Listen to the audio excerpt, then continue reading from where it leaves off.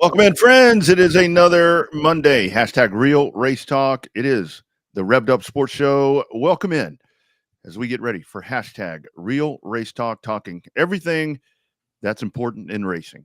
Showtime Bobby Chaffee down south. I'm Rodney Rodriguez. We look forward to talking to all of you as well. You can check in on the live chat at any time. So feel free to do that. Give us your thoughts. We've got lots of cool stuff to talk about. And, man, I'll tell you what I want to talk about right quick, because I saw our friends in San Antonio, Bobby. Welcome. Happy New Week. I saw that, man, they're getting, like, pummeled by hail all of a sudden. What?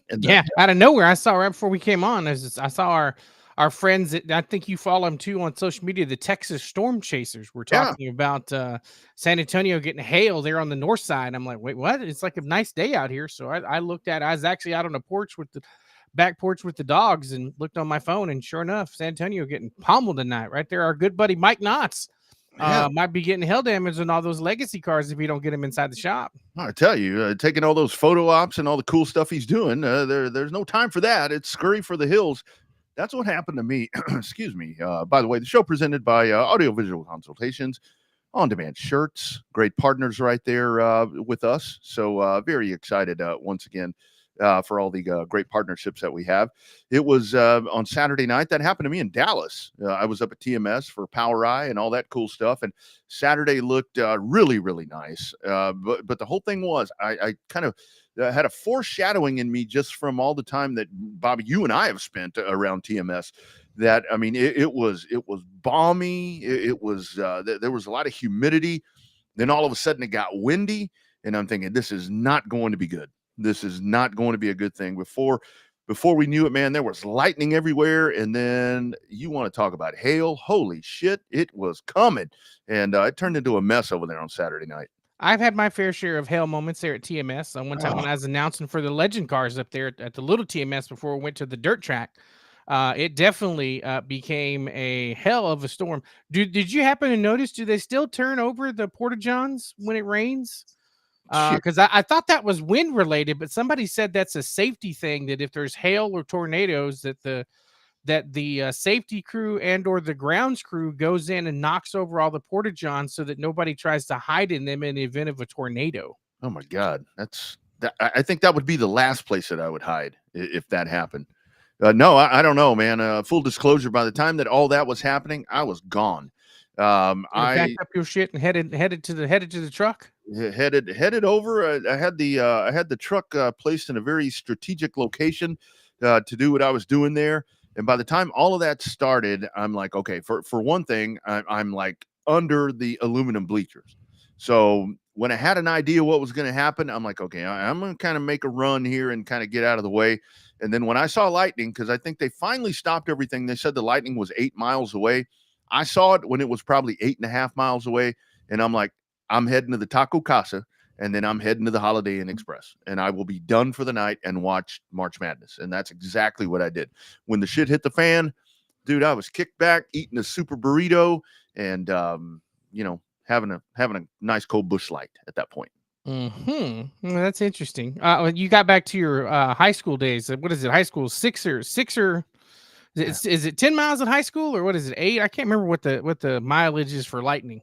I think it's 8. I think that's what we do in high school, or I think they. it's 8, and it's Yeah, probably universal. I think NASCAR may be 10 miles though for like pro football and stuff. I think is a little bit bigger radius because they got a little bit bigger crowd. So yeah, and that's really a good idea. I mean, I know it kind of sucks for a lot of people because it kind of messes stuff up, and you think about 8 miles and all that, but man, that lightning is something where, and isn't that the funny thing?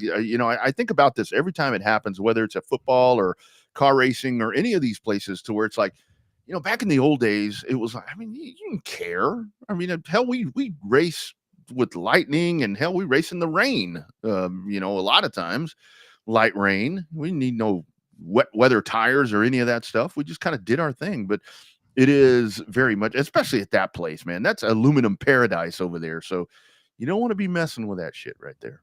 yeah, no, it's a beautiful place. You never had a chance to go to a race at the Texas Motor Speedway Dirt Track.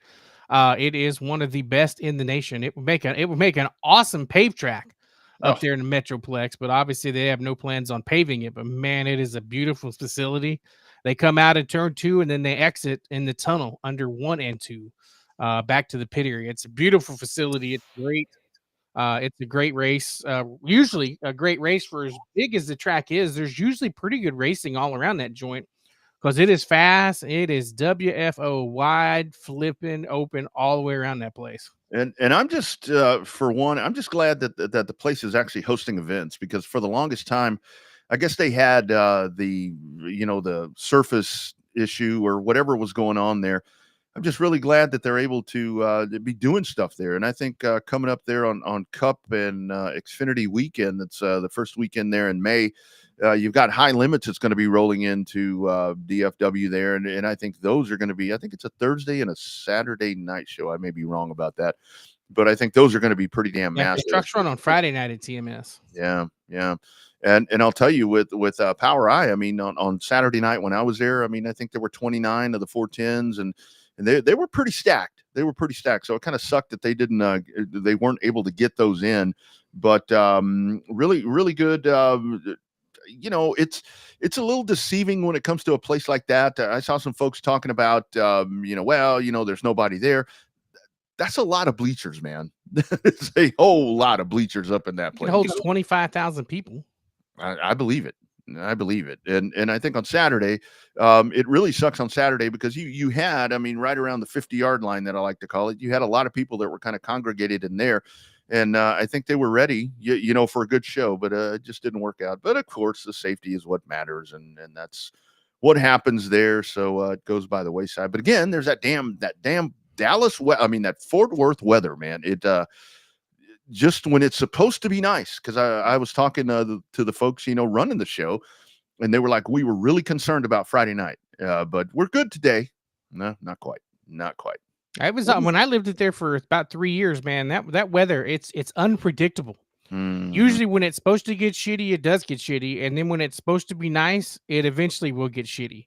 So that's where that phrase, if you don't like the weather in North Texas, just wait around for a few minutes and it'll change on you, and it usually does. I heard quite a fair share of real live tornado warning sirens when I lived up there, and they weren't just blaring because they were testing; they were blaring because there was a tornado coming, and we was about to go to the Wizard of Oz. Yeah, and that's honestly what I was waiting for on Saturday night, because I looked outside at one point when the rain first started, and it's like, okay, it's coming down, and you had the lightning and everything. Then I looked out again probably about 20 minutes later, and dude, there was like puddling water, and I mean, it was like running through the parking lot of the hotel. So it happens, and it happens really fast, apparently, like it's happening right now in San Antonio. So hopefully everybody there is going to be okay. On the show coming up 7:15, you got the 99 Nationals that are coming up this into the week, as a matter of fact, and our man old KR Kevin Rogers will join us. We'll go through all of that, and then you've got another big one that's happening at the world famous Heart of Texas Speedway on Friday night, the Baby Blue Harcrow Memorial. We've talked to Marcus Harcrow on this program before, kind of his brainchild right here. We'll talk to one of the competitors, the great Jason Bat, the acrobat, the Batman, will join us at right around 7:35. And we'll talk to him and get his thoughts on everything going there.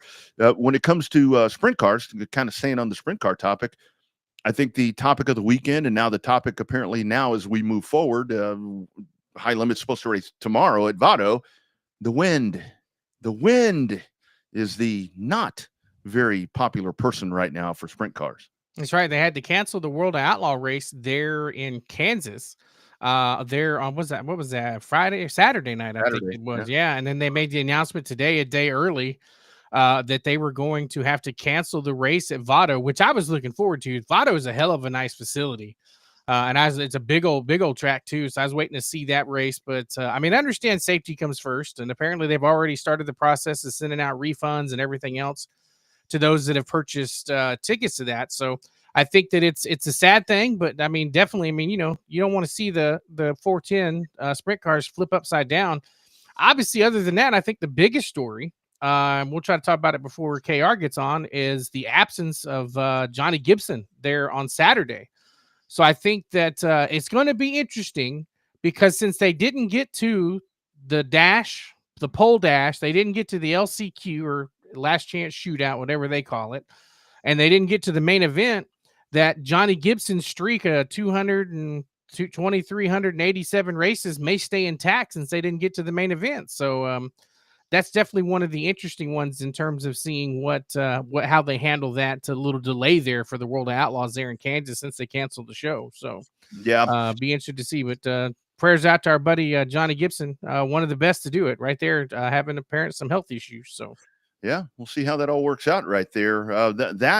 I mean, and the whole thing is, it gets so hard when these series start so early in the season now, because it's you know, weather is unpredictable. I mean, it's so unpredictable. You know, we hear it like when we talk about with the Cup series, you know, moving the finale. You know, a very small amount of places that you can move the finale to based on weather. But I mean, like we're talking about right now, I mean, with this wind thing that has happened here, that's just on. And again, those cars you absolutely do not want those missiles rolling around. And I saw gale force winds is what I saw on the high limit release, 50, or one of the 50 mile an hour and higher. Yeah. crazy. So that's the thing where weather plays in so much to what we do, and it doesn't necessarily have to be rain. I mean, we've seen it here in Texas, Bobby, where you know races have been called due to heat. You know, so there's so many different things that can affect everything that goes on around here. So hopefully they'll be able to make all those things up, and yeah, we'll see how that all shakes out coming up for in the coming weeks, because the whole thing is with this, it looks like it's just kind of spread across. And I saw here in Texas, it's going to get cool again. So really curious to see what happens here. Yeah, and it'll be very interesting to see. But you definitely want to have the same. I mean, you know, we've been on that side of the fence. We've had to help promoters and race events make the decisions on whether or not to cancel or keep going forward. And you're really just kind of screwed however you do it. You're kind of damned if you do, damned if you don't. If you keep going and it ends up raining, people gonna piss and moan. If you cancel and it doesn't rain, people still gonna piss and moan. So we can talk to KR about the plight of the promoter trying to determine how that, and it's even worse when you have a touring series. They had to do that at Heart of Texas last weekend, so we can talk to KR about that with the STEM series. Yeah, absolutely. Yeah, total washout for them, unfortunately. Speaking of that, speaking of Kevin Rogers, let's head on up and let's have a great conversation with our man. It is the one and only 99 Nationals coming up this weekend, and boy, that is going to be a doozy. It is our good buddy, old buddy, KR. How you doing, man? Well, I tell you what, you're talking about this weather. It is making me old. Not just the old. It's old now, you know. But no, I appreciate y'all having us on. We love the show. We love what you guys are doing. And excuse me, I don't know why I've just been talking all day. But yeah, no, we're gonna talk 99 Nationals. But Bobby, to your point, Stems, unfortunately, last weekend was our kickoff at Waco and Pleasanton, Heart of Texas and I-37, and washed them both out. You always get frustrated about a rain out, but I know them South Texas folks, I think, are enjoying a little bit of rain. They're getting it all at one time, unfortunately, but I think they've needed it. So we're full blown into the second annual on-demand shirts 99 Nationals presented by Race On, and guess what we're going to get to battle with this weekend, fellas? That's what I wanted to ask you. So kind of the thoughts with all of that, man. At least with this, like this whole conversation came about because San Antonio got pop-up hail. There was nothing on the radar an hour before the shit happened, and now they're getting a barrage of all that over there. How do you are you guys in communication with teams? I know with social media and all that, you put your posts up, but are you guys kind of like, hey guys, you may want to keep an eye because the shit may hit the fan here at some point?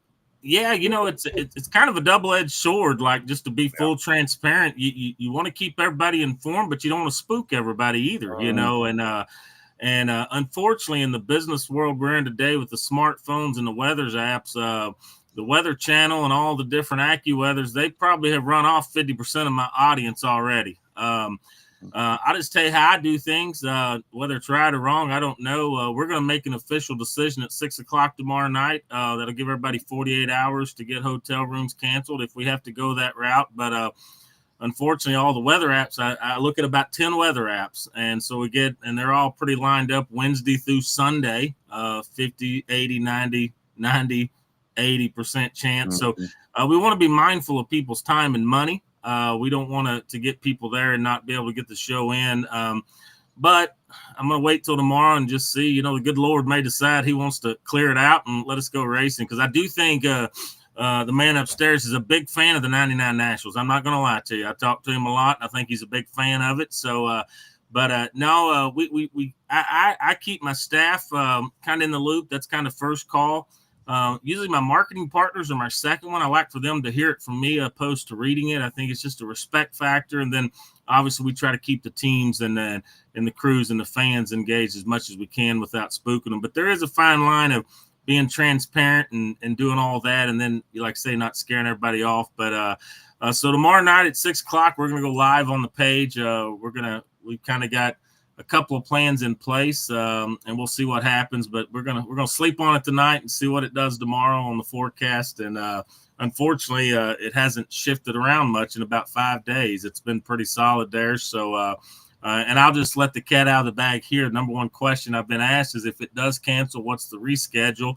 Unfortunately, with the way scheduling is anymore, there's just no reschedule. Mother Nature, if we don't get her in, she's going to win the second annual, and we're going to move on to the third annual and keep going. I'm pretty proud of this event, what we're trying to accomplish. We only got one under our belt, but what I like about it, Kevin Sester took a stock car to Lucas last week. He said there was a lot of buzz up there. It's a legit big show for the B mods, which is a good class of cars. I enjoy going to other venues and putting on races, but I think we're working towards getting it where it is an event. It is a must attend deal. The atmosphere is good. 317 awards, old buddy Owen Pittman, he always crushes the award program, our trophies. And so we're just keep trying to add, and it's one of them deals. Year 5, I want it to be like a can't miss event. I know it's not the World 100, but the goal is for people to talk about it one day like it's the World 100. Like, if you want to know if you're a B mod badass, for lack of better terms, you got to go cut your teeth, and you got to get the hardware there. And I think the fans are responding. Our marketing partners this year quadrupled from last year. So I feel confident that we're trending in the right direction with that event. The 3 wide, the 3 features, the whole 9 yards, where we've got 86 B mods registered. One day I'm going to get 99 to show up so we can see what it looks like. But it's kind of fun going to a different event. I challenge myself because I love everything motorsports, but at the end of the day, sometimes we're just watching cars go in circles. This kind of changes it up a little bit, and it gives a little opportunity for the fans to see something different, and it gives guys to run for good money without putting more than 66 laps on their car all weekend. Yeah, for sure. So KR, how soon? Obviously, you talked about the inaugural, as we don't like to hear the double negative, the first inaugural race, right? Like that always just, the first inaugural race always bothers me when you see that on advertising. So you got the first one under your belt, and you're talking about the second one. You're already talking about the third. So how soon do you start thinking about the next year's event in terms of, like, obviously you want to concentrate on the one in front of you, but are you making like mental notes or have your notepad? Hey, for the third year, we maybe should try to do this because I think this should work better than it is. Oh, yeah, no, we're making notes for year 5 already. We got a goal of bringing on a race of champion after year 3, because then we would have enough competitors to get voted in and kind of get the fans on board and see some stuff. But we were making notes all last year, driving home last Sunday of last year after the event. We announced this year's dates. You know, we know what the 2026 dates are going to be already. We work with John Allen up at Humboldt and 81 Speedway and some different places, and you know, the King of America at Lucas. We want to be a good neighbor. We want to fit in where we fit in. Next year, the date's going to shift a little bit. I'm not going to let that out just yet, but next year, our normal weekend's Easter weekend, and I'm just not going to ever put on a race on Easter weekend. I think we can have a few off weekends a year, and I think that's a good one to take off. But yeah, as far as all the things, you know, you'll get this, Bobby, just doing this stuff. You get there and you get it set up like you've had it in your head, and then you're like, ah, crap, I needed a banner over here. Or why didn't I put the O'Reilly's tent with Rodney right here instead of right here? And why am I doing driver intros here? And so we made all those notes, and we've done some dry runs. You know, we're going to do some fun stuff with it. Like you said, Chili Bowl, I've got banners again. Owen Pittman's doing them.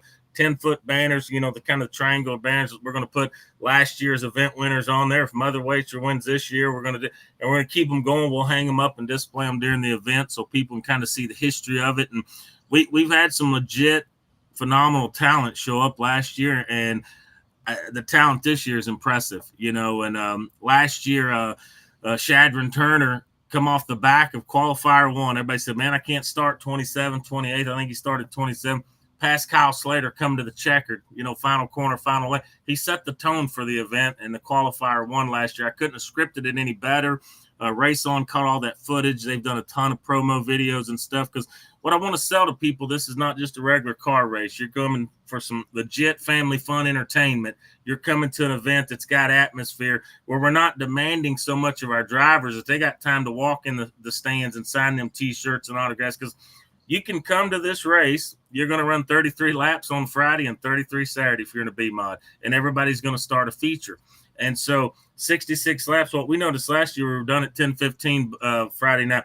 We had bonfires again. We had guys drinking beer, hanging out, because they nut and bolted their car. They already had their tires for tomorrow ready. They had their fuel ready. So they weren't killing themselves, you know.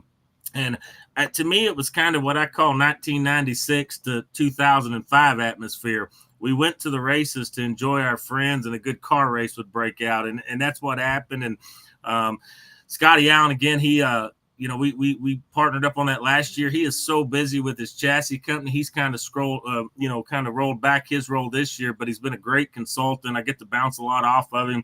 He is in the B-mod world way more than I am. So, man, we just have a lot of good people on board, and I know I'm talking too much, but I'm going to brag with Rodney here. You know, O'Reilly's, they raise their hand every year. They want to be a part of this, because they get the benefit of being in this grassroots market. They get the benefit of what we're trying to do, and they also give me feedback on what they like and didn't like, and I appreciate and respect that, because we have changed logos on Victory Lane and stuff because they had some ideas, and it made it better. It made our end product better. So there's nothing better to me than to partner with people that have a vested interest and want to see you succeed and want to see your program get better. And O'Reilly's, you know, come back this year, and couldn't be prouder to have them. And like I said, we got a ton of partners this year, and I think it's just a testament to what these drivers are doing on the racetrack, what Jake and Kelsey Davis are doing with the racetrack. And hopefully a little bit of it is what we're doing with trying to create a different type of format to give the fans just a little different perspective, because three wide, you know, last year we were 9 deep, we weren't 11 deep, but 27 cars dropping the hammer at one time was pretty entertaining, and the drivers did a hell of a job of keeping it nice and green, and we like that 3,000 win feature, the bronze, I think we went 31 laps before we had a caution, and it was a fantastic race, you know. So I talk too much, and Rodney knows this. That's why when we get on the phone, it's like, how far are you driving? 4 hours? Good. I got 5 to talk. So, but I love this stuff, man. I meet up with it, and if we don't get this one in, we'll be back at Rocket next week for the 4th annual Twin 20s, and then we'll take Easter off, and then we'll head to Texana Raceway Park, which will now be our STEM season opener, and I just love it. You know, you were talking High Limit. They're going to be at Texarkana on Wednesday, and then TMS Thursday. I've got an Elite 410 Sprint Car Show Friday, May the 2nd at Rocket. We're in talks with some of those guys. They got an off night. They need to buy some diesel for the truck. We're working towards a 10,000 win 1,000 to start show for them to try to maybe get a few of those travelers to come back with us from TMS. It's for anybody asking, it's an hour and 43 minutes, pit gate to pit gate. So we got a lot going on, but I wouldn't have it any other way, man. It's good stuff. That's what it's all about, dude. That is totally what it's all about. Along those lines right there, because I watched you in action there in Tulsa at the Chili Bowl. Kind of talk about, I mean, what you do so well. I mean, you do a lot of things really well. But I watched you there, and you were just going out and talking to people, talking about different races, whether it's the 99 Nationals, whether it's STEMs, whatever the case may be. You're just out there networking with people, and you're not, beating people up about, I mean, the money thing. Yeah, the money is super important, but you just kind of let that come to you. Kind of talk about your networking process, Kevin. I think it's so, I love when we say old KR. I watched you in action. You're just OKR. You're just going there bullshitting with people, making contacts and putting stuff together for the events that you guys put on during the season. I remember right after college, I worked in city government, parks and recreation for about 12 years. And the first guy I worked for, he told me, he said, you never want to be the best kept secret. He wanted our staff to promote our rec programs and our parks and all this. And I don't know why that ingrained in my head, but I take that same philosophy with these events and these races. I don't want to be the best kept secret in town. I want people to get tired of hearing about how good this is going to be. But, my philosophy is I've always looked at it, if you make eye contact, we're going to have a conversation. I love talking to people. That may be the only skill set I really have in life. But I like getting out and meeting people, putting a face to the name, because there's so many quality professionals when you go to like a Chili Bowl or the Dome or something. It's crazy to me how much racing I don't get to watch anymore, because I get talking to, Chili Bowl. I had about an hour and a half conversation with Shane Carson, like his absolute legends, done everything in the sport. Man, I was just picking his brain, and he was volunteering it up. Rodney went to y'all's booth. He introduced me to some new contacts with O'Reilly's that's been really well for me. But just so many manufacturers, the great folks at MRP are there every year, and I always get a chance to visit with them and make sure we're doing what we can for our race fans to make sure they're maximizing the app and our experiences. And so I just go in it organically, man. Just going to go talk to them. Try not to give them a sales pitch, but I am proud and excited about what we're building and what we're doing. And I'll never back down from talking to you about that, And so I've been pretty blessed. A lot of good people along the way have steered me in the right direction.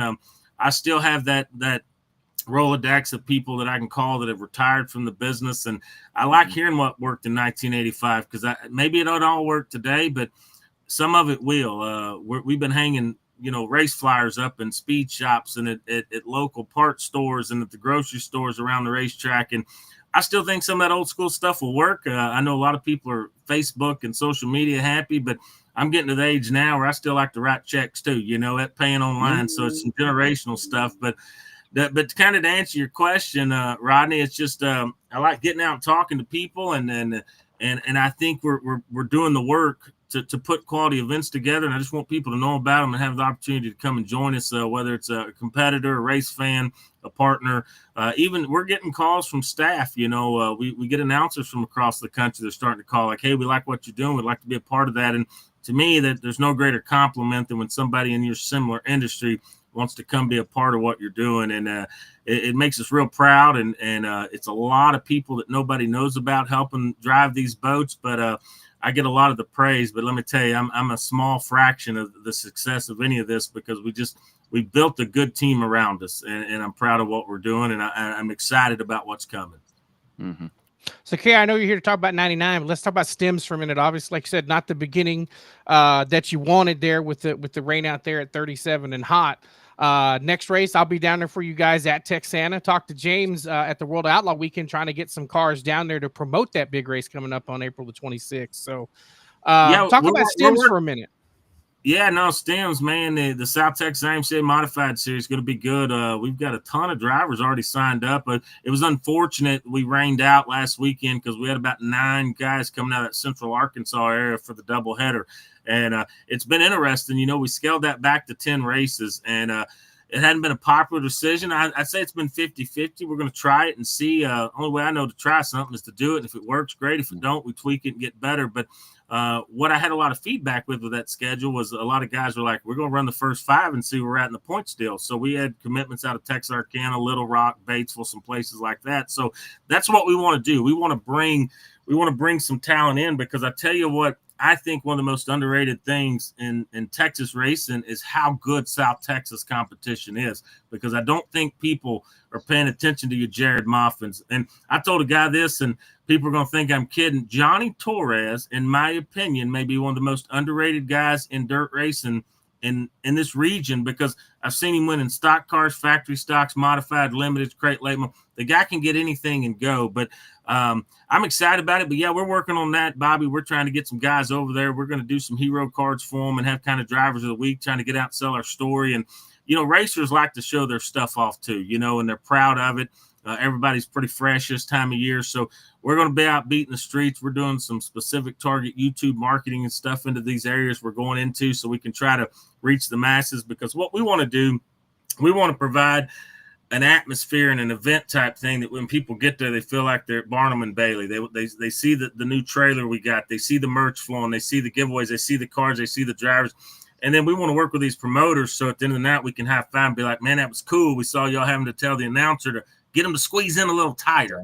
That's the goal. I've been to races like that before. I haven't been to one in a long time, but that's kind of the goal, to bring something extra into town and try to really make these, because, you got some great venues down in that part of the world. And again, I just don't think people are getting down there and sleep. I think they're sleeping on them. I haven't been to Texana since 2007. I'm excited to get back down there, and see all the improvements. And I was down there at the USMTS show last time I was down. I think Kenny Schrader and some of those guys showed up. But the STEM's deal is going to be real good. James Cole with on-demand shirts, big part of that, and been very supportive. I said, man, I think we need a merch trailer. I think we need like a mobile office, and we found one, bought one from Hunt the Front. They had one, and I just happened to be watching a video, and he sent his dad down there. We got it. Garrett Gregory with Supreme Vinyl. He killed it on the wrap. It looks phenomenal, but it's just going to be exciting to be able to have kind of a traveling circus, if you will, and come in and see some exciting stuff and learn some things that we can do better and kind of get the feel. We got some really cool 3, 4, 5 foot tall. They're pop-up banners. They're going to be a little different than what people have seen, but they're efficient to put up. They look good. A car can smoke them down. They pop right back up. So we're going to try some different stuff. Some of it will work, some of it won't. But the notebook's getting filled up with notes every day, and we're just excited to get that thing going and kind of showcase to the rest of the country how good the IMCA modified talent down in this part of the world actually is. Yeah, absolutely. Lots of it. There's lots of it. And that series right there, I think, will be a driving force. So lastly, and again, coming up, what is that? The 12th? No, the 26th. Is that the 26th at Texana? Yeah, Texana Raceway Park. All right, KR. So lastly, let's kind of break it all down again. This actually turned into, we were going to really go, balls in on the 90. No. The thing is, we talked about that, but I mean, kind of the breaking news that you had right there. Kind of give us the lowdown once again with the 99 Nationals, with weather becoming possibly a factor. Give us that timetable once again for anybody that may have missed that, and where they can tune in to make sure that they know what's going on or not going on this weekend. Yeah, so 99 Nationals, Tri-State Speedway, Pecola, Oklahoma. Beautiful venue. If you've never been there, you got to go. It's a great place to watch a fantastic car race. But April 3rd will be Thursday night practice. Friday the 4th and Saturday the 5th, we'll run a couple of sport classes. It'll run 2 separate shows. But our B-mods will line up and go 33-lap qualifiers. And the way you finish is how you're going to move into the gold, silver, bronze, where it's 5, 3, and 2 to win. So it's a pretty exciting format. It's different. I tell people, I said, every car you pass means something, because it may put you in a new tax bracket. You know what I mean? So it's kind of cool. The easiest way to put it is that 2,000 win features a C feature anywhere else in the country, and it's going to pay 2,000 to win it. But unfortunately, we got some weather that ain't looking good. We're going to make a decision. I'm going to go Facebook Live for our 99 Nationals page tomorrow at 6 p.m. We will let everybody know what's going on. We'll be very transparent. I know people need to get out of hotel rooms if we got to go that route. So we'll do that. Got a lot of great merchandise from on-demand shirts. If we was to cancel, there is no rain date. We will be posting that stuff. We'll discount it. I don't want to, it's not a pity party, because it's not that, because anytime you schedule these races and they don't happen, we're going to eat $10,000, $12,000 worth of stuff we can't get back with just marketing and merchandise and stuff. But more or less, I want to get this apparel on people's backs, because I want people to wear it. I want people to keep showing the product, because I'm telling you guys, in 3 years, when we get on this show, the week of 99 Nationals, the 5th annual, I think it's going to be a slobber knocker, and I think it's going to be one of those races that we're going to look back and be like, man, it was fun building, and now we're putting on races that people are vacationing around, and they want to make sure that they've got the live stream, and they want to be there in person, and because it's going to be I think it's going to get to be one of those races that you got to win it to put it on the resume to feel like you've really done something in the B-Mod world at some point. And that's kind of the goal. I don't say that arrogantly, and I don't say it because it's my event. I'm proud of what we're trying to do with just a different format, and that's a different level of entertainment for our customers, both in the front and the back gate, and our marketing partners. So, and speaking of which, any of these marketing partners, we've had them plastered all over our pages. Go look at them. If you can support them, I recommend you do that. They're doing a lot for motorsports that a lot of people don't understand. So we couldn't do a lot of what we do without the great support and the partners we have. And appreciate you guys. I do know what you're doing, though, Rodney. You're putting me on the 7:15 because you got somebody backed in behind me. We learned that after that time I went for like 4 hours on here. So well played. But I heard you got Jason back coming in behind me. He won't have a tough act to follow. And I'll just let people know Jason Batt's one of the best dudes in the business. So looking forward to listening. Thank y'all for being there. CaraPromotionsLLC.com. You can find everything there, all of our events, all of our tracks, all of our series. They got their own socials, got their own websites, the STEM series and Rocket Raceway Park. Both new websites are going to go live this week. So we've got a lot going on, and just excited to be here, and thank y'all for the opportunity to tell our story a little bit. Yeah, and of course, great action on raceon.com. You can always catch all of that there. So I think what we'll do tomorrow, if it's okay with you, KR, I can actually capture your live and pop it onto our page. So we'll go ahead and simulcast that as well. That way everybody has an idea, because that hotel stuff and all that, that's pretty pertinent information that people need to know what's going on. Well, we've had some people like, can you just wait till Thursday? And I said, unfortunately, even my staff hotel rooms, I've got to be canceled by tomorrow night at midnight. I don't want anybody to eat $500-600 in hotels, then we cancel the next day. I think you got to be a good steward of people's time and money. And that's the way I'd want to be treated. And that's the way we're going to do it. But hey, thank you guys, man. Appreciate y'all doing this every Monday night for us. And I always enjoy it. And anytime we can help you guys or anything we can do for you, let us know. And you both always have an open invite to anything that's KR, whether it's Rocket, Stems, 99 Nationals. If we're putting on a gopher race somewhere, you guys always got VIP. Come see me sometime. Absolutely, well, man. I'll be there on the 26th at Texana for the STEM. Hey, look at that.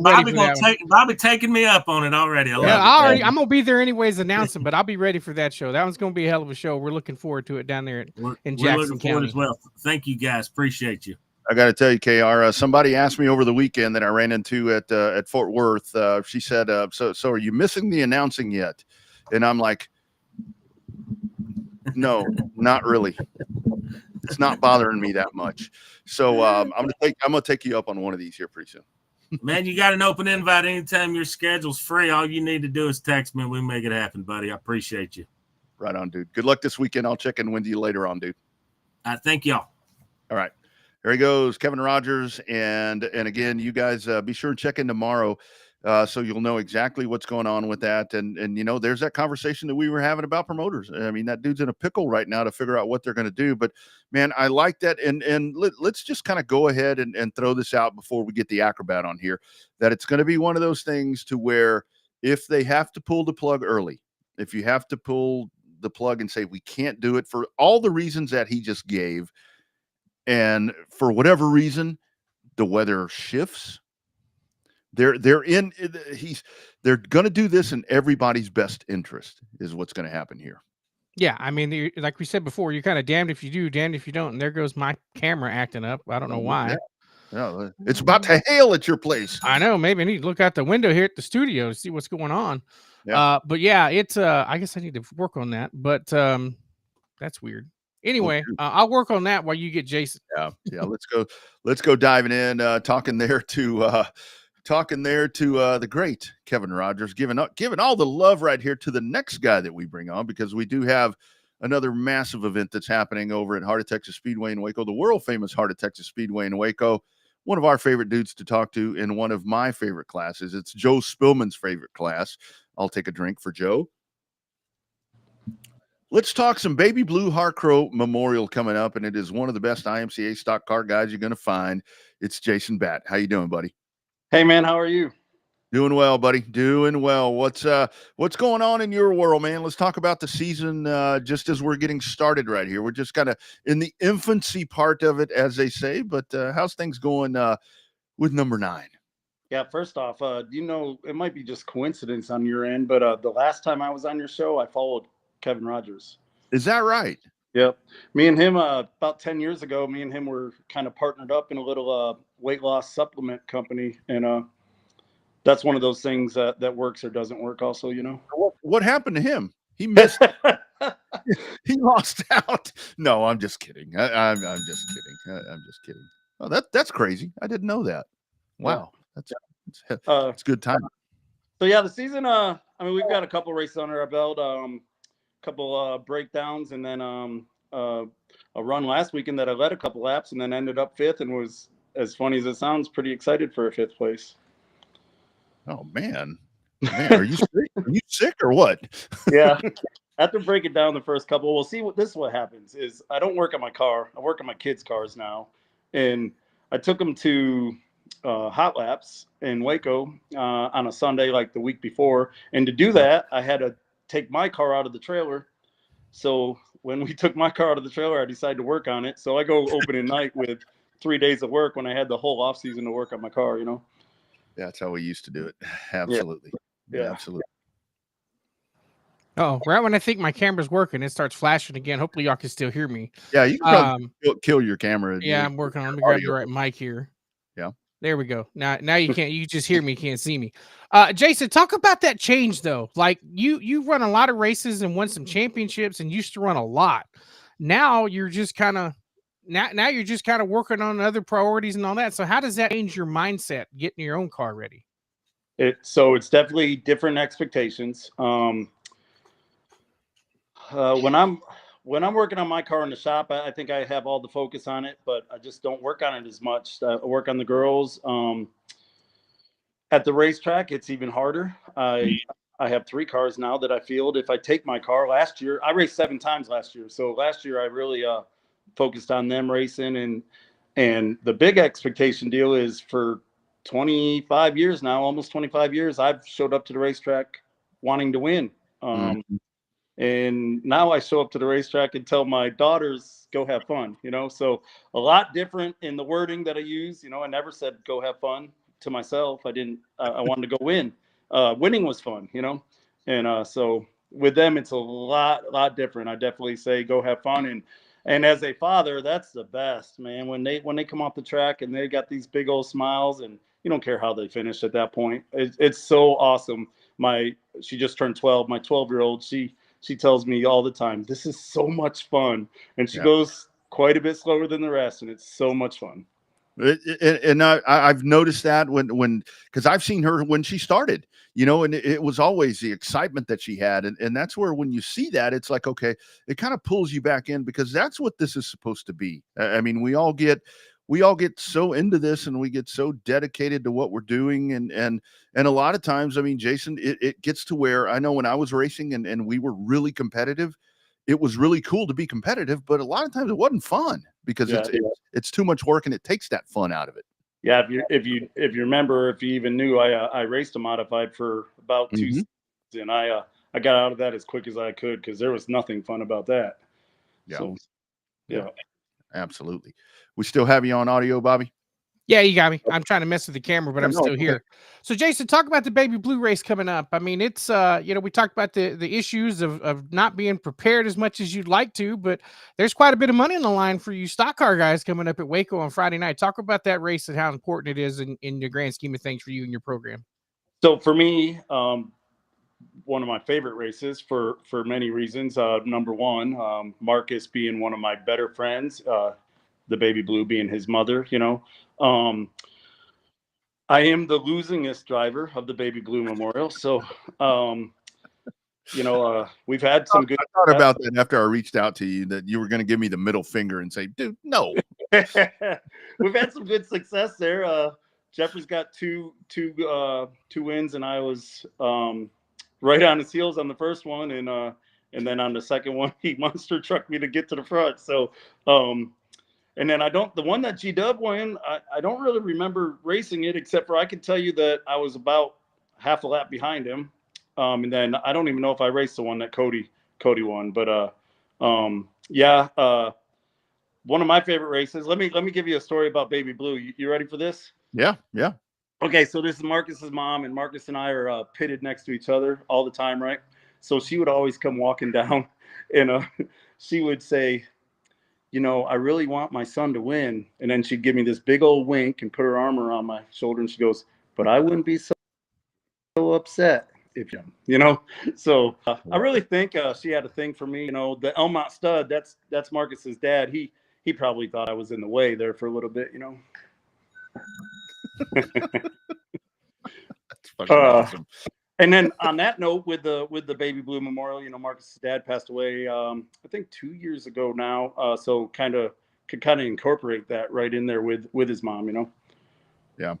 And with that event, I mean, there are so many events there at Heart of Texas. And I think that's the thing that makes Heart of Texas so special, is the fact that just not so much, I mean, because you get a lot of people that come there from outside of that general area to race, but there are so many events. I mean, this one being kind of at the top of the list, the Adam Check Memorial. I mean, all the different races that are paying homage to the great history right there. Kind of talk about that with this one is, and especially tailored to you guys, to the stock cars. It's pretty special. It's a very damn special event. Yeah, very special. And throughout the years, special. I mean, they had it at 5K to win one time, maybe 2 times. They had it at 5K to win. And, you know, I mean, he's, you know, like Marcus said in his live interview, obviously, if 40 cars showed up, he'd be happy to change the format of the event, you know. So, and then to think about the other memorials, you know, Gina Adamczyk for many years, promoter of Hot there, owner of Hot, you know, and then the one right before that this season, Jack Bagley. So this is something to think about is I've been doing this a long time. I'm 46 years old. I've been doing this since my early 20s, and Jack Bagley had to have been before my time. I don't know who he is, and to still be doing a memorial race, let's say 30 years later, pretty great, you know. And actually that one became a feature class for the stock cars too, because the modifieds weren't there. So pretty big deal. And now getting older, you're gonna know the people that the memorials are for, like Baby Blue, you know. So Jace, oh, go ahead, Jace. Sorry, no, go ahead. Go ahead. Well, go ahead, Bobby. So talk about that. Is it any added pressure, or is it cool to know that you're racing at a track that has that much history at it? Like winning at Heart of Texas in any class is a pretty big damn deal on a Friday night, because those people are loyal and they show up every week, and there's usually a lot of good money in the line. Talk about that. Is it added pressure, or is it just become a normal racing event for you since you've done it for so long?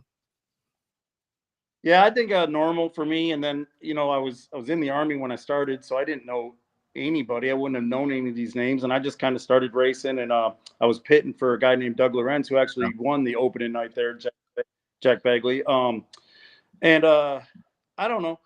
For me, I don't really feel the added pressure. Now, each event, maybe, you know, and it's tailored more for the sprint cars. But the Bill White, you know, I knew Paul, Keith, Karen, Bill very well. You know, this one with Baby Blue, you know, knew her very well. I think she actually raced before my time, or I don't remember her racing, but definitely every week doing the Star Spangled Banner, you just knew it. You knew that was her on the mic. And, you know, being Marcus's mom, I got to really know his mom and dad. So definitely the event will put some pressure on you. You know, obviously this is one I want to win, and I haven't won. I was close that one year with Dustin, ended up second on the coming off 4. I tried for the lead, and my boy Jeffrey, he shoved me in the wall, or that's the way I'm going to say it. And Dustin got second and I got third, you know? Yeah, absolutely. So Jason, kind of talking about there, how you've had to kind of tailor yourself back just a little bit with the stuff, you know, with the kiddos, with Daphne, with all of that. Is this a race where you are going to, or have, because I mean, hopefully that's already happened, especially you had a rain out last week, where you're doing maybe a little more, maybe you're into old Jason Bat mode, getting that number 9. You're going to be glowing those brakes on the backside here on lap number 2? Yeah, we did this week. JP Dowell called me, and we got to talking about some setups, and he said, "Man, just turn your brakes on." There it is. So we did a little brake work, and so on the Focus side, no junior limiteds. So I'm going with one car. And like you said, quite a bit of work got done on the car. I'd say we're going to go with everything we got and hope that we can keep it up front. Jeffrey's brother Weston now racing too, and he's fast, and that dude it's like he never forgets how to ride a bike. Mm-hmm. Absolutely. So, Jason, you alluded to it earlier about racing with the kiddos. Do you find is that way more rewarding now than it is racing with by yourself? I mean, you talk about spending more time on the other car, the junior limited, but I mean, is it worth more? Basically, what I'm trying to ask, without being able to say it, is did you have more fun with your own blood, sweat, and tears on your own car, or do you have more fun with your blood, sweat, and tears on the kiddos car? So it's different. It's different. I have fun with mine for many years. Sometimes I get frustrated with the kids more than I ever did with myself. The smiles when they come off the track. I mean, this isn't a cheap sport, so the smiles when they come off the track, it means something. I don't know that I'm more joyous, but it's definitely different. What I do like is, especially with my younger one racing now, Paisley, she wants to watch like replay of race on, or definitely go on my race pass to look at the lap times. And so I like that part. I like sitting down and watching it with her. And sometimes I try to tell her how to drive or what she's doing wrong, but I really don't want to. I want to kind of let her do her thing. And then my older one, she's gotten so much better, and I just really don't want to tell her what to do either. I kind of want to let her do her thing, and I kind of step in a little bit, but I really try my hardest to let her, and unless she comes to me and says, "Hey, what should I do?" then I don't. Yeah, absolutely. That's a good philosophy. I like that. Kind of let her grow her own style is kind of one of those things. So I do want to ask you there with Heart of Texas. I mean, IMCA stock cars. I mean, you look at the folks in that class yourself, a staple there, Dustin Mooney. I mean, you get Paul White, Lance Hansen Jr. I mean, all these different drivers that show up for that. This one here with the added money, I mean, $3,015 is a hell of a payday on a Friday night at Hot Speedway. Kind of your thoughts on this one as we get ready to do it one more time on Friday night. Let me give you another name. So, and I don't know, Marcus could probably tell you he's who's registered or not, but Mike Nichols, winningest stock car driver in the nation, and most national championships. He raced Lance and Hansen's car at KSP last Saturday. So you never know. That could be another name. Yeah, so big names. I mean, I'm sure Cody Smith's going to come back. He doesn't lose often. Weston's going to be there. Weston to me is my kryptonite. That dude is the fastest dude I've ever met in my life. And then he's in the car that Jeffrey never lost a race in. Jeffrey won this thing twice. Any of the Egberts show up. PJ's been quick all year. Trevor's fast all the time. And then, I think G-Dub finances this whole thing. I don't know how that all works out. I don't know how they do all that. Yeah. Blake Clark. I mean, there's so many names that I believe would be there. And then look at Kevin Sester's registered. I mean, that's a name itself that I saw that. I mean, I don't know how many years he didn't lose much when he was in it. Mm-hmm. Yeah. That's a little wild card right there. Wild card, Kevin Sester. Yeah. Oh, sorry. I was still trying to mess with the camera settings. All right, Jason. So obviously you want to win. That's the biggest deal. Is it more about having fun at this event, or is it more about taking home the checkers now? Obviously, you know a lot of people. There's a hell of a lot of people, big names showing up, including yourself. But is it more about having fun now? Or is it more about taking them checkers home? Bobby, winning's fun. Winning's fun. I don't know. I believe I drive people with respect or with the way they do me, or I hope I do. So having fun, of course, anytime you're in the race car, it's fun as long as you're not getting driven unrespectfully, you know. So yeah, I don't know. Winning's fun. I want to win. I want to come out of there with the best I got. You know what I mean? Like I said, I was pretty excited for a 5th place finish after two DNFs. But you know, a 5th in this type of field is probably good. I mean, I'm not 20 anymore. But man, I mean, I'm showing up hoping for that W. Yeah, absolutely. It'll be fun to watch. You can catch it on raceon.com. If you can't get to Heart of Texas Speedway on Friday night, the Baby Blue Heart Crow Memorial for the IMCA Stock Cars. Baby Blue Heart Crow Memorial IMCA Stock Car Race. Keep your eye on number 9. If the brakes are glowing, the beer might be flowing afterwards with a win. It is our man, Jason Batt. I'm talking about the fans. So anyway, good luck, my man. Look forward to seeing it. Go get it, dude. Thanks, man. Appreciate y'all. Thanks, Bobby. See you, Jason. Good luck. Take care. Here he goes. It is the acrobat, Jason Batt. That's one hell of a stock car driver.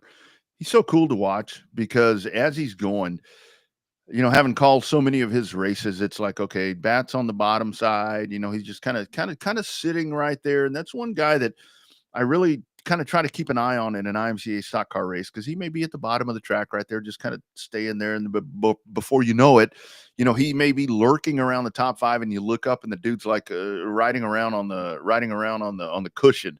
It's like, damn. I mean, this guy can wheel it. And it really is, you know, that's really cool to hear how he's kind of tailored it back. But I think he sounds, to me, Bobby, I don't know, maybe I'm reading into things.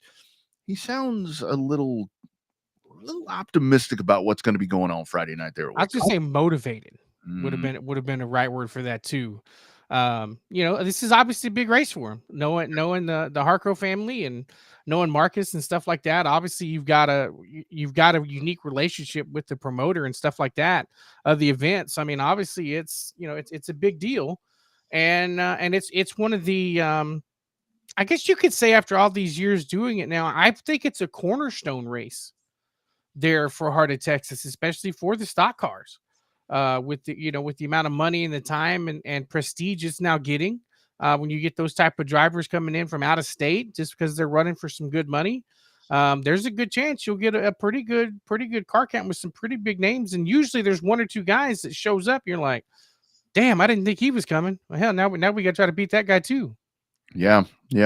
And that's the thing, you know, it always comes down to it there. I saw somebody posted in there, Shelby Williams, you know, who we've talked to on this program before as well. I mean, I think that this is a really good payday. I mean, this is a really good payday for the stock cars. And I think that it's going to be stacked, and it's going to be a lot of fun. And what I do like about with the IMCA stock cars is that you get some of these divisions, and again, we'll kind of talk about our topics here in a little bit when it comes to respect and the different things and things that may be missing in racing now, is that you have so many of these stock car guys and ladies that have been driving these IMCA stock cars for so long. They get out there, and like Jason said, I mean, they're going to lean on each other. Things are going to happen on the racetrack that you can't avoid. They're going to race each other just as hard as any class that you can find. But for the most part, you don't have, I mean, at least here, you don't have a lot of that senseless shit that goes on because that amount of respect that they have for each other because they've raced together that long. I think that's part of it too. It depends on where you go, depends on the class, where you see it. I mean, a lot of the guys that's been racing together for as long as some of the stock car guys have, and it's not necessarily just at Heart of Texas. They race together at Kennedale. They race together over at Boot Hill and Rocket and in other up into Oklahoma for some of the bigger races, right? When they do the IMCA tours and different things in the wintertime and in the summertime. So these guys and gals know each other's tendencies. They know what they're looking for. They know how they race and stuff like that. So when you get a camaraderie built in like that, I think that adds an extra layer to the onion that can end up making it a good atmosphere to be a part of, right? We've seen guys and gals decide to get out of race classes because they tear too much stuff up on a weekly basis. So like, look, I can either move into this class that costs more money to compete, but I'm saving money because I'm not having to rebuild my shit every week. So I think that becomes a unique challenge in any class that you're racing. So the ability to be able to race together and have that respect for one another, and that ability to know that you're going to get raced pretty much how you race, that's just an extra lift that you need to have as a race car driver. And speaking of that, I mean, kind of moving forward, and a big thanks, Kevin Rogers, again. You guys be sure to check into the 99, and it's 99 Nationals Facebook page as well for the official announcement tomorrow. Being very proactive with weather. Going to be a factor there in North Texas. Like I said, I was there over the weekend, and they were already talking yesterday that coming towards the end of the weekend, they were going to have some sketchy stuff going on from DFW up all the way in Oklahoma. They're going to make a decision tomorrow, just for the. And it will not be an April Fool's joke either. Yeah, that's right. That's right.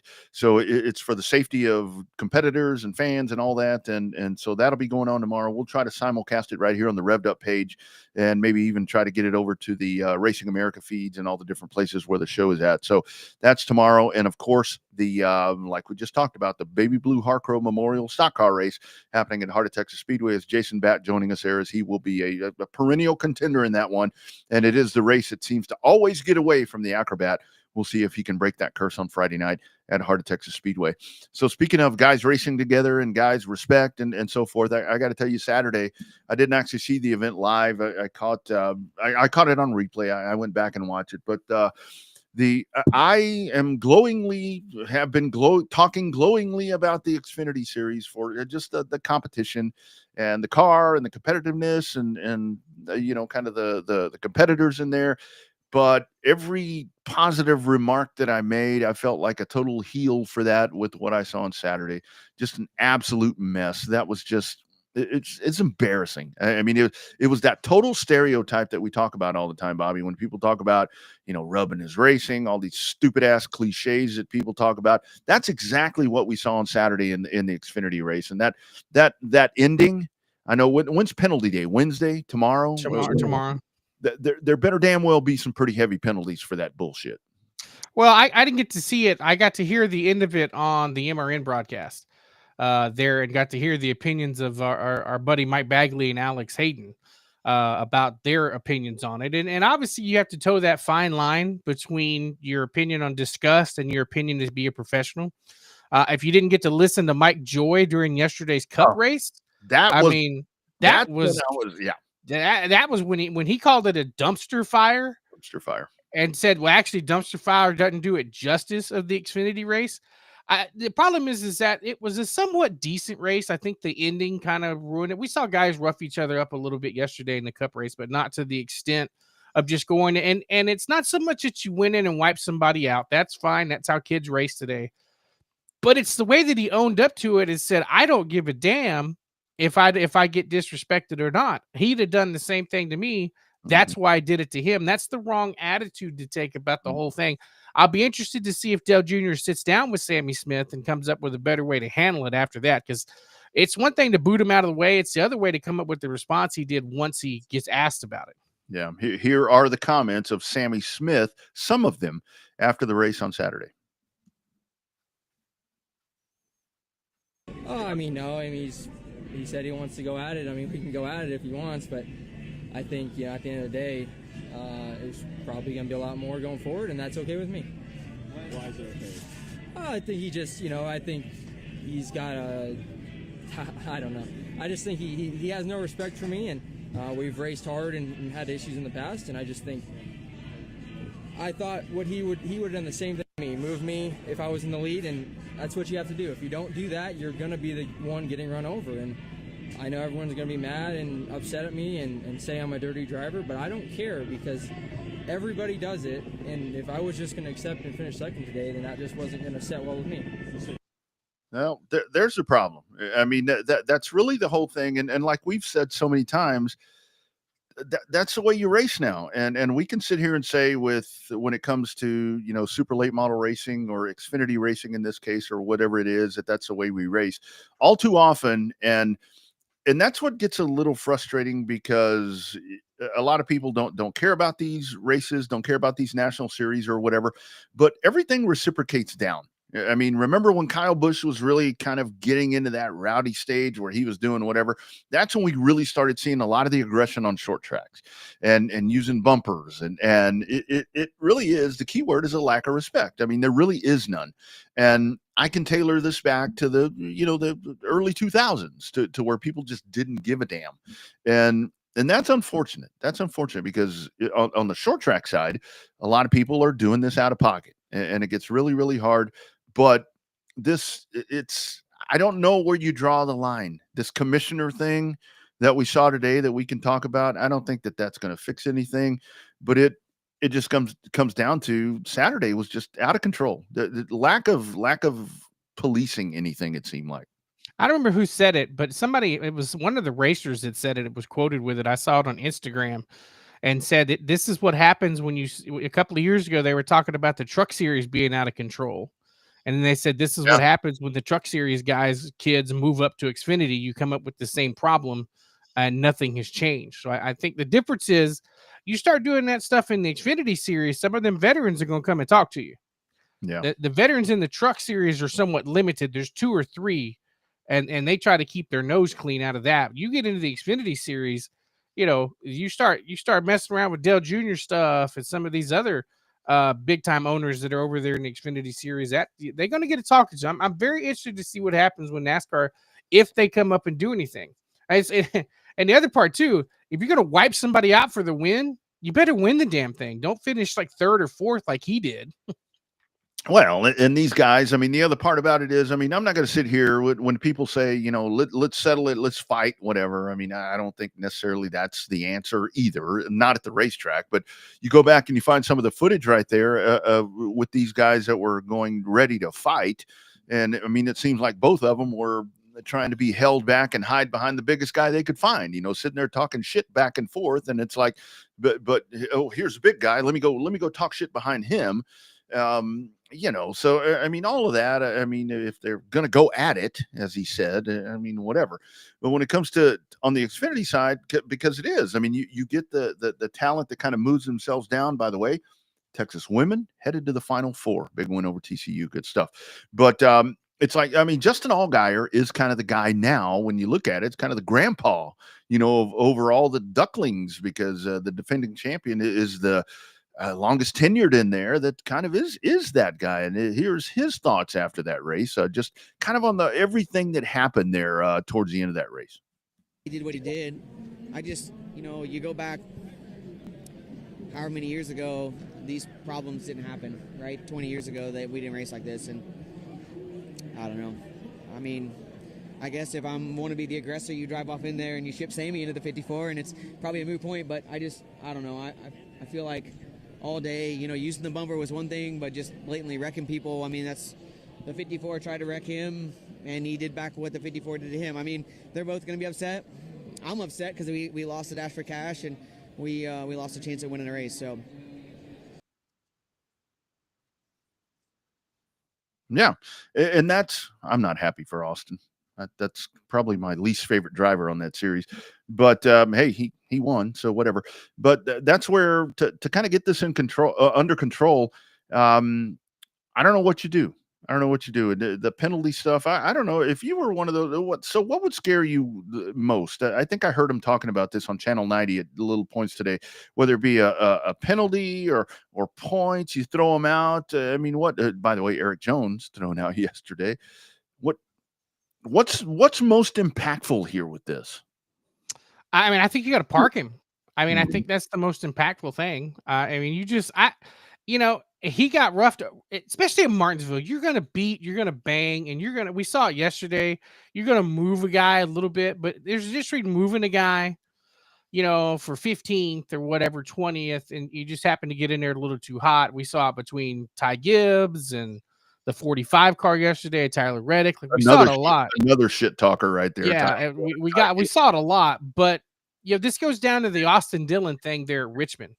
If you go in 2 or 3 cars deeper than you should to wipe somebody out, the precedent has been set that you're probably gonna get parked.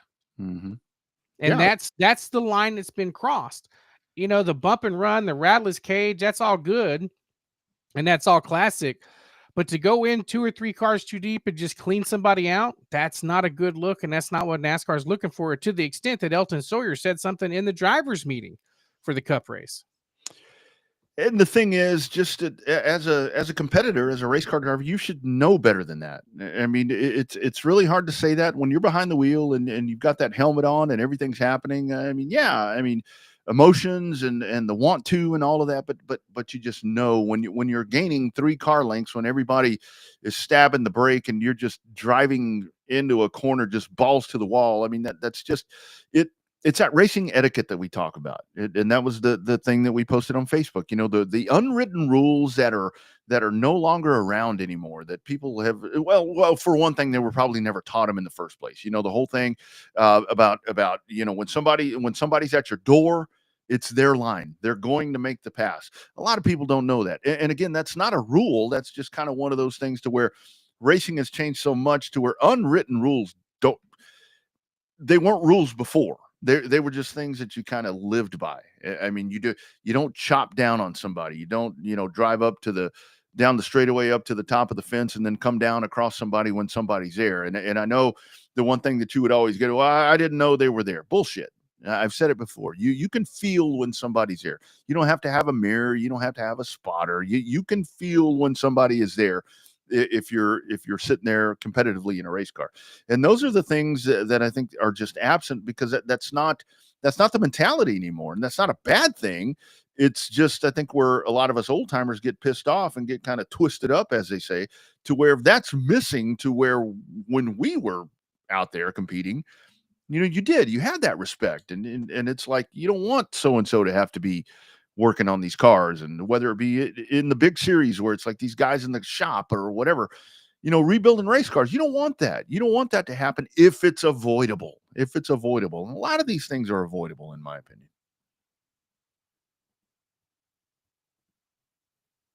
There we go. Having hell of a time with my computer tonight. That's for damn sure.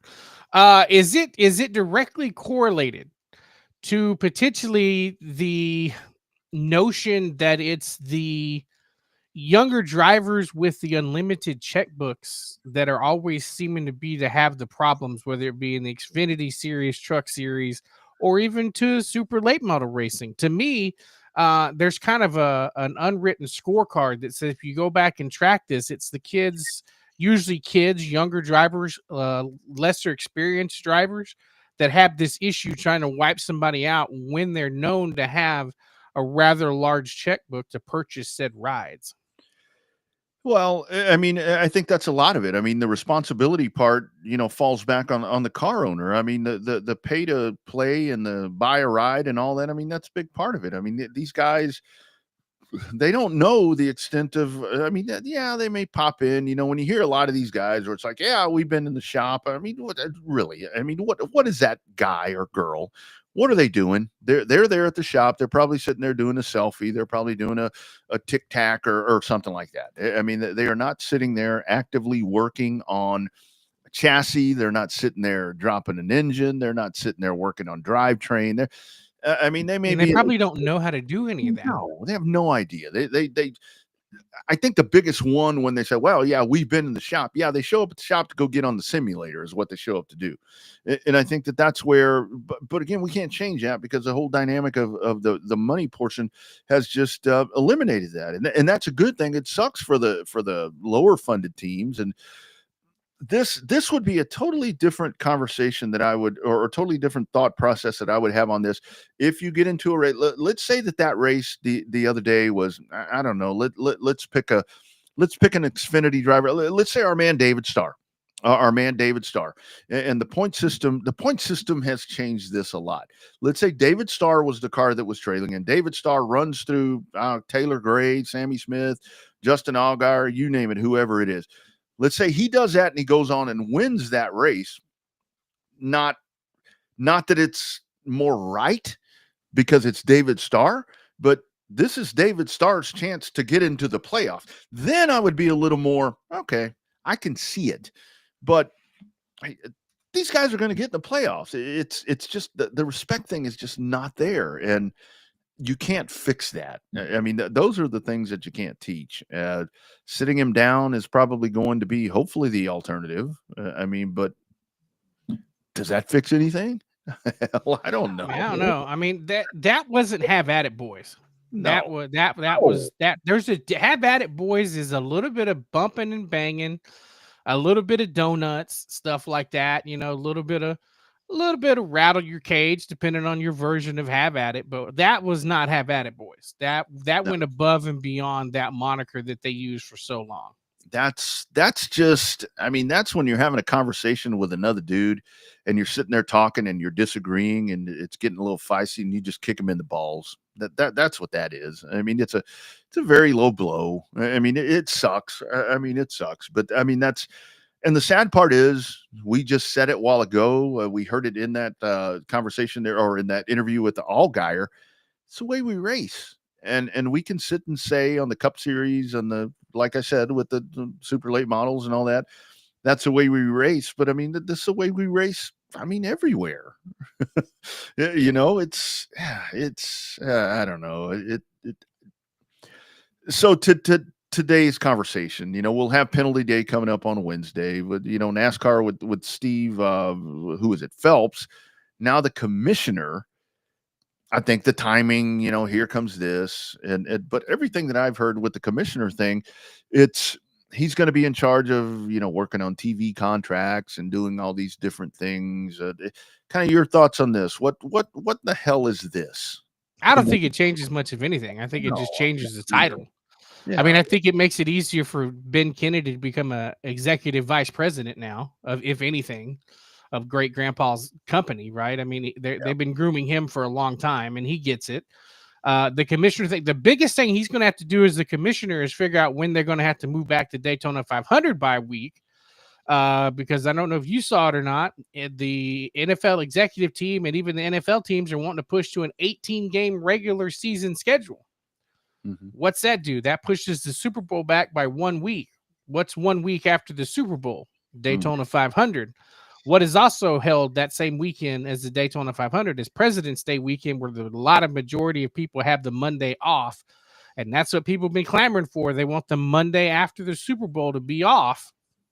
And so for that to happen, they've got to go to 18-game regular season schedules. So that's going to be the biggest thing that Steve Phelps has got to work on, because you can't compete. There's nobody's going to go head to head with the Super Bowl. It's just not going to happen. You can't do it.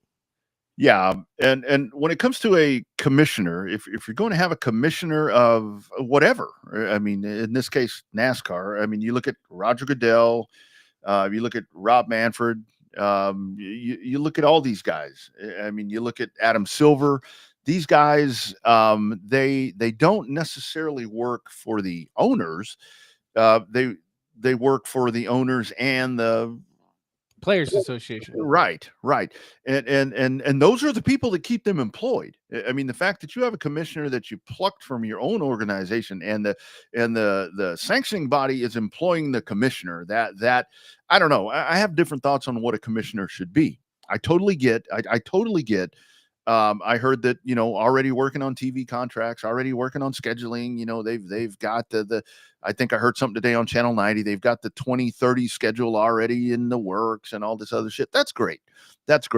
But there needs to be somebody, and in my opinion, a true commissioner of NASCAR needs to be somebody that's going to work on shit like this on the competitive side, to where it's like, let's hone this thing in.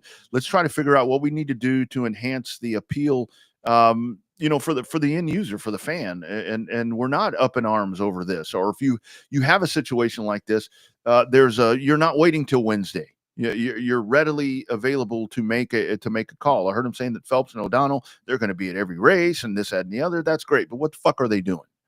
I think a true commissioner of NASCAR would need to be, and I don't think any of these people would take that role because they don't like the shit we saw this weekend. Needs to be like a Mark Martin or Dale Jr. or I don't know, Chad Canals. I mean, I know he works for Hendrick. Somebody like that is what you need for a commissioner, because what you need is somebody to officiate all this nonsense that it's just a black eye. I mean, it's just a black eye on the sport, in my opinion. It really is. I mean, it's not a good look because it was on a lot of newscasts because the whole field wadded up after that. I mean, no disrespect to Brendan Poole. Brendan Poole finished 4th. Yeah. Well, And he was running like 13th coming out of turn 4.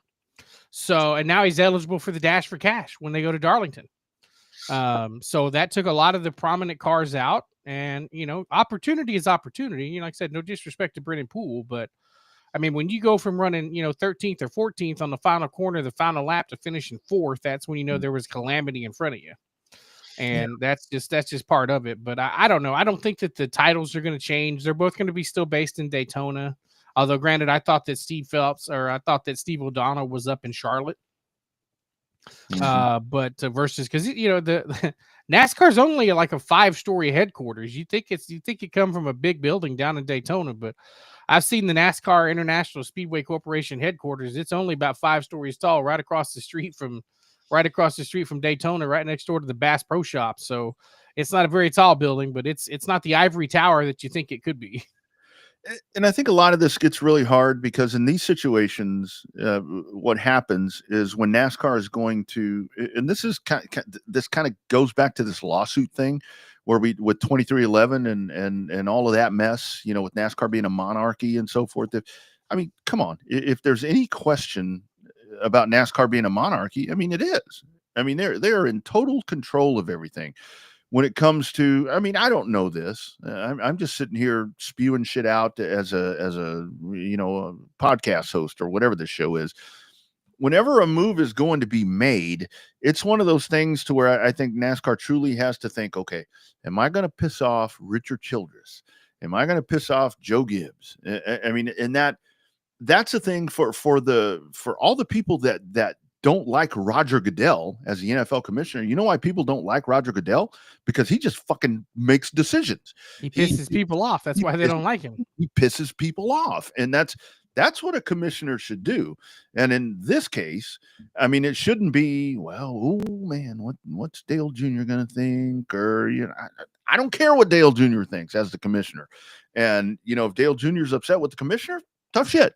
Let him go on his dirty mo thing and talk shit. You know, when Denny Hamlin does what he does, it's like a commissioner should be the one to call and be like, hey man, you might have to, you know, calm down a little bit on that. And that's why commissioners are unpopular, because they're the ones that have to do that. You know, commissioners, athletic directors, those are the ones people don't like them because they're the ones that have to officiate all this stuff. And I totally get commissioner's great. It looks good. NASCAR has a commissioner, but I don't really know what he's going to be doing different.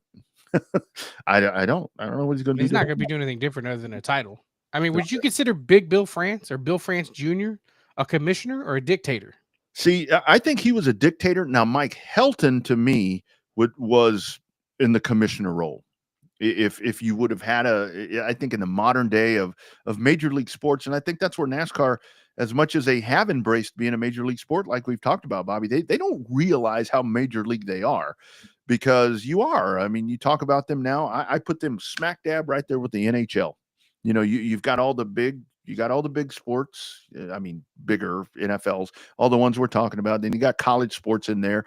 And then you got NHL, you got NASCAR, and you've got soccer, whatever their governing thing is, whatever the biggest soccer thing is.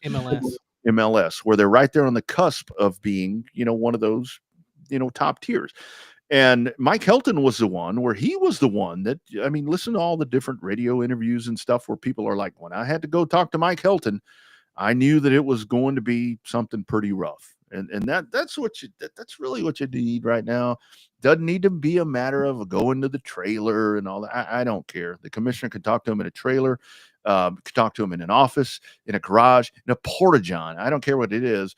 But like the guys involved in this mess the other day, the commissioner should have had them in his face today, if not yesterday. Probably yesterday would have been a little better. Yeah. So I don't know. It's it's growing pains. I mean, we've talked about it so often to where NASCAR just blew itself up in the 90s, Bobby, I think with the popularity and with the racetracks and all this other stuff. And now it's kind of gotten to the point where now it's having to deal with all this new blood and new the way we race. It all comes down to that. I mean, NASCAR's on a wave. I think had COVID not happened, it was a blessing and a curse for NASCAR, because that all the publicity NASCAR got in February of 2020, when we all thought that the 6-car Ryan Newman thought he was going to be dead from that crash at Daytona, that was on every morning show.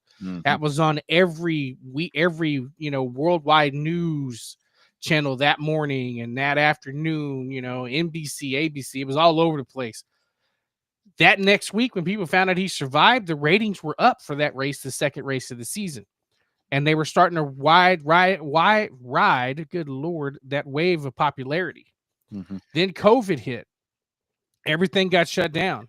Then NASCAR came back and was the first and only sport back other than professional bull riding. That was on today, by the way, on Tubi. The Darlington race? Yeah, that was on. No, that's the best thing that ever happened to Darlington, because they ended up, ever since they went back to Darlington, they now run 2 races a year at Darlington. Yeah, still cool to watch today. That was weird. It's like nobody there. Yeah. Sorry. It's like when they ran the 600 with nobody there. They ran the Brickyard 400 with nobody there. Yeah. Yep. And I think one of the things, because I heard them talking about this yesterday, and it was Mike Joy, just a couple of different little things that he said where he sounds frustrated with everything. He made the comment about the dumpster fire and so forth, but it really did seem like to me where it's like, okay, he's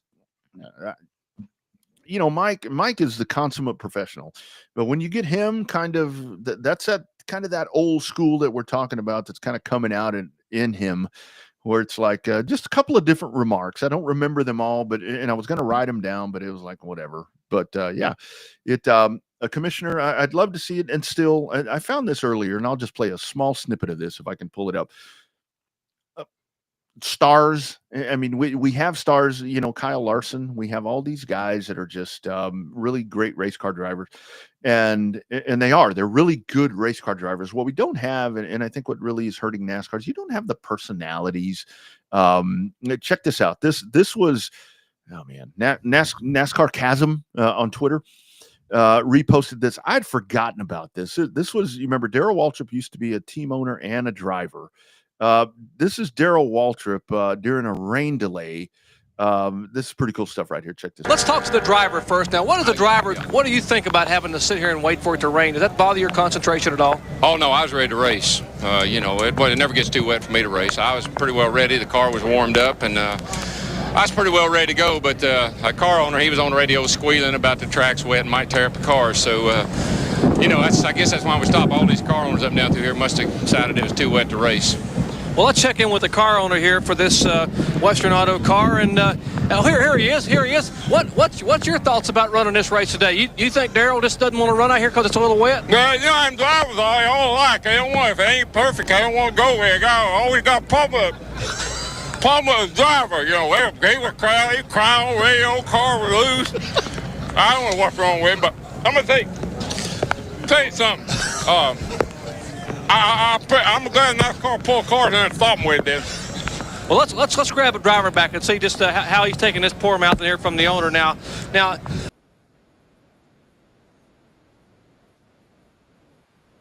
See that right there? I mean, that's entertainment. That's entertainment right there. When you had guys like that. You mean, are you still a fan of the grid walk? I don't know, man. I'm so torn on that to where Michael is just a little, I don't know, kind of over that. It's kind of run its course. You know what I mean? It's kind of run its course a little bit, in my opinion.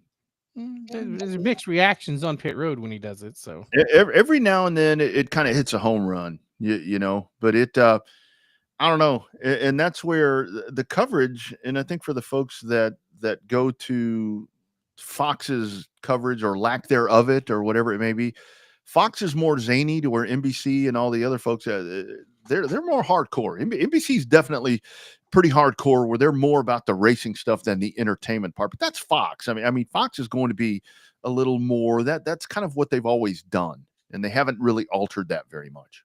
And the fact that Mike Joy talked about the battle between IndyCar and NHRA about the fastest cars on the planet.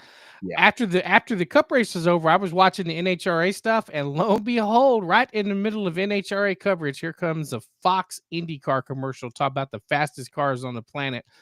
Right smack ass in the middle of NHRA coverage. I'm like, oh boy, Yeah. that's gonna piss some people off. Yeah, that's where a lot of times it gets to me, where kind of to the monarchy thing. It's like, I totally get that, to where you're getting paid to do stuff and so forth. But it's like, and this is where I go back to, man, let's spread this out a little bit. I mean, last week they were head to head, weren't they? IndyCar and NASCAR were head to head, if I'm not mistaken. And it's like, NASCAR dominated. Yeah, as they will. I mean, they're going to dominate. So I don't know, man. It's a very different time. I mean, I think that's the whole gist of this conversation, to when it comes to driving, when it comes to the entertainment value, when it comes to TV and a production. TV's a production. I mean, we've both seen it. We've both seen it, even on the local side or the regional side, to where it's very much production, because it's all about the vibe that you want to be sending out, and to get people to jump on and buy subscriptions or get TV numbers, whatever the case is. And that's where I think that NASCAR, with the move, with the commissioner thing, I really hope that they go in there. I mean, I just didn't today when I heard about the commissioner thing, and they were kind of explaining the role. I'm like, that's not really what me as a tried and true sports fan, because that's what I am. I'm a tried and true sports fan. I watch so much shit. It's like, a commissioner to me is not somebody that, yes, that's part of the thing, is working on 20, 30 schedules and working on new venues and all that. But you need to have the kind of the vision right now, because your product is maybe not the best right now. You need to fix it now, and then at the same time be on the forefront of what's coming up. Well, I mean, we all know they're going to Montreal in 2026. They just got to figure out where they're going to put it. Yeah. So I don't know. I can see a race in Montreal. We'll see how this race in Mexico City does. I don't see them going to. I don't want them to go to Brazil. I don't want them to go back to Japan. They need to just stick to North America, because that's the thing.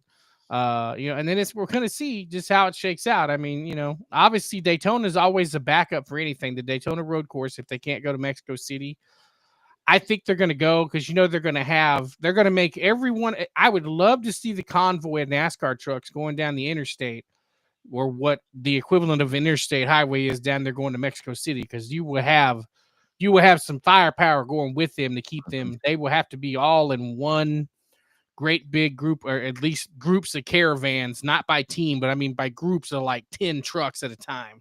Mm-hmm. Yep.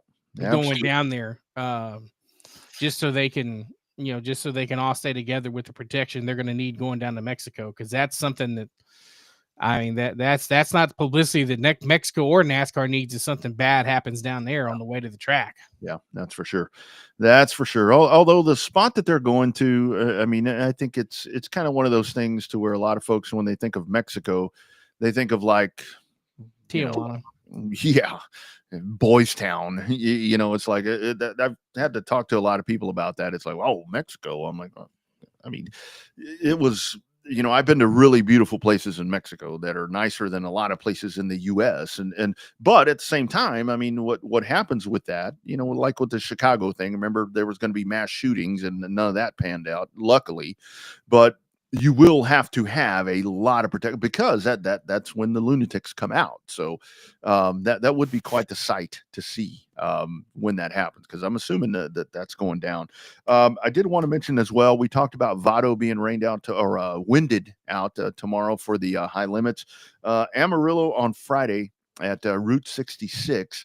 Then they're heading over to Dodge City on Saturday. So you will have 2 races there coming up for high limits. World of Outlaws will kind of keep an eye on them and see what happens with those guys. The Cars Tour was on track this past weekend. It was a return finally to Victory Lane and the late model stock cars for our man Minnie Tyrell.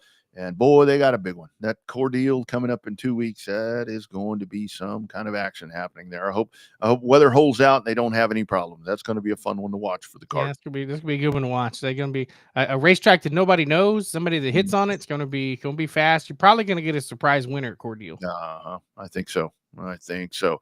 Did want to ask you, Tony Stewart, Donnie Schatz, those guys away from Ford.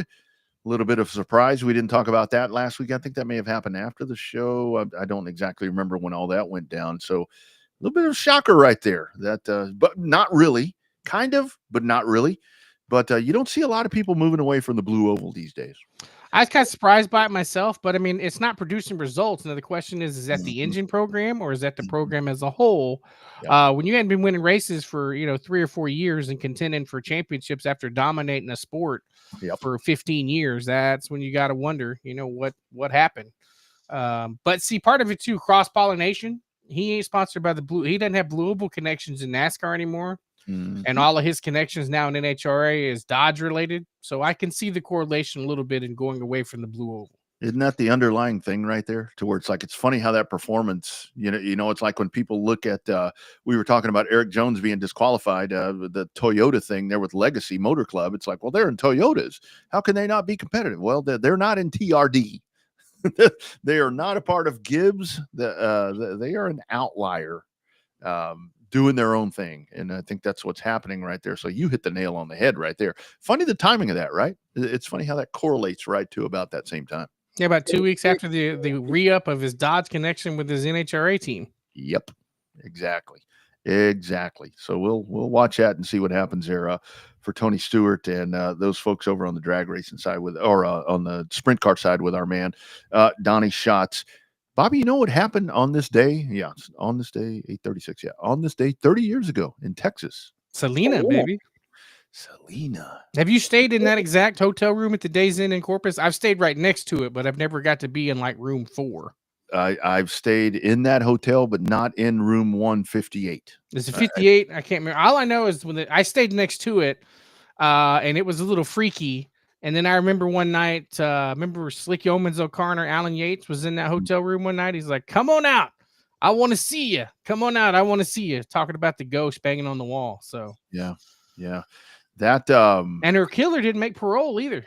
No. Well, I mean, it's probably better for her that she doesn't. I mean, because you know how it works around here. If she got out, she'd be dead in a day. Probably. We would try, not we as in my people, would track her down and take care of that problem. God, I remember that day. Oh man, that's when I was working. I was working for a company and I was running a shop. And I mean, all my dudes were, fans of Selena. And one of the guys came running in to my office. He's like, oh my God, you're not going to believe what happened.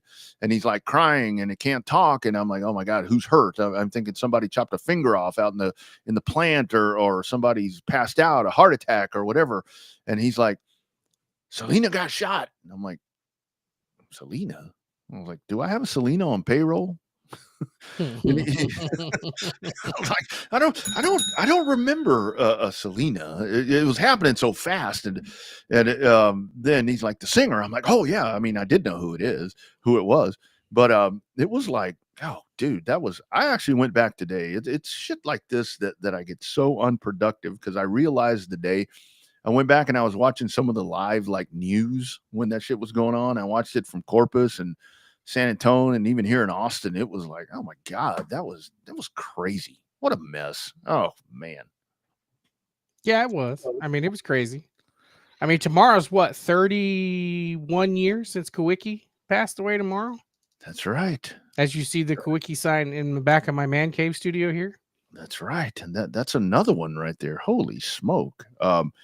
Yeah, the Selena, that was something else, man. Just out of control. It's funny how time passes by with these things. And a very sad day. I mean, both of them. The Kawicki thing, I remember hearing about that. Isn't it weird? Like when these events happen, it's like, I remember with the Selena thing, the guys heard that on the radio. They had one of the Tejano stations on, and that boom, there it is. And the Kawicki thing, you remember that? It was, man, the days pre-social media, it's like, man, imagine that now. I mean, when the shit goes wrong now, I mean, you talked about 2020. I still have the picture on my phone when Kobe passed, when Kobe's plane and his daughter, when they crashed. It's like, holy smoke. It's such a different time back then. Yeah, it's pretty crazy. Social media is a good thing, but come tomorrow afternoon, it may not be it be a bad thing too. I guarantee you, somebody can get on there and bitch at KR about a decision he makes, good and or bad. Ain't no doubt about it. You guys be sure to check out 99 Nationals because that before you're going to bitch, look at what KR was talking about. Look at those forecasts. All of you have those weather apps. I've been at the racetrack where it's like, we may not be able to race and everybody comes up and has their weather app. No, I think we're going to be okay. I'm like, what are you looking at? Everything's like orange. What are you looking at? And when it all comes down to it, again, that whole apply to the promoter thing, think what we're talking about. They have your best interests in mind, whether it be safety, whether it be not being able to cancel hotels and all that. So be tuned in. We'll try to get that over to our feed as well. So you got those two big events coming up, and I don't know what else is coming up this weekend, but those are huge. Yeah, that'd be huge. I'm probably going to Cotton Bowl again just to support their show because we don't race again to the 12th for our Easter egg deal down at Texana. So lots of good racing to be had locally, lots of good stuff nationally. So it's just it's a good reason, a good race weekend to get ready to have a good time. Darlington's on TV. That's going to be fun. Yeah, throwback. Yeah, throwback will be good. And I like that that's not the Southern 500 weekend. Let the Southern 500 be what it is. Let it be an important playoff race. Let's do throwback, and not a better place to do it than at Darlington. Great program. A huge thanks to our man Kevin Rogers for checking in, as well as Jason Batt, the Acrobat, checking in. IMCA Stock Cars Baby Blue Harcrow Memorial IMCA Stock Car Race coming up Friday night at the world famous Heart of Texas Speedway. Bobby, rest of the week for you, man. You talk about Cotton Bowl on Saturday. What all you got happening, brother? Just a normal week for me, really. Just trying to tie up some loose ends, and actually have a doctor's appointment tomorrow. So I'm hoping I have as good a luck at my doctor as you have at yours, where they won't tell me a whole bunch of stuff is wrong. Well, Wednesday, I'm going to go see Hulk Hogan at the local convenience store he's just down down the street. road, right? Yeah, That's right down the street. Hulk Hogan. Signing his American-made beer, all-American beer, whatever the hell it's called. I'll have on my Hulk Hogan T-shirts for sure. I don't know if I'm going to wear the WWE one or wear the one that I got from his beach shop, because he should know the difference in the design. So I haven't figured out exactly which Hulk Hogan shirt I'm going to wear. But yeah, I think it starts at 11:30. I'm going to get down there about 10 o'clock and see what the hell's going on. Nice. That's awesome. So other than that, yeah, then Thursday's just going to be gearing up, trying to get some Texana stuff lined up out of the way, get us a couple of STEM show cars there, and see if we can get them come in and do that. I've got to work on some broadcasting stuff for to get a monitor in the tower there at Texana. So I got a busier week than what I thought. Now that I start saying it all out loud. Yeah, absolutely. You guys, if you are going to happen to be in the San Antonio area, I will actually be out doing some work for the job over at CarFest, which is over there in the area of Joe Harry and your mama's Freeman Coliseum over there. A huge car show that's going to be going on Friday through Sunday. So if you happen to be out that way and you're not going to be at the Final Four, timing. Whew. Not the best time to have a car show because you got the Final Four in San Antonio. San Antonio is going to be a busy place.